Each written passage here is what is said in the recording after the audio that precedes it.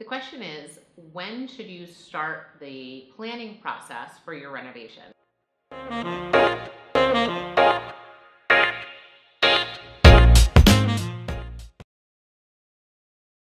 Now, we get a lot of homeowners who are in contract for a new property, but they haven't closed yet.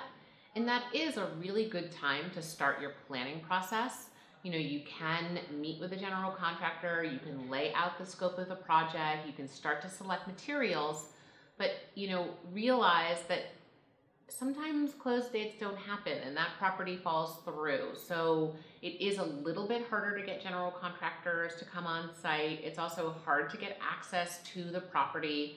And so while you can do some preliminary planning while you're still in contract, you really need to wait until you're closed on the property in order to be able to, for example, pull permits, get board approval if necessary, and have easy access to the space for walkthroughs and measuring and all the things that you'll need to do for the final takeoffs to be able to start your renovation.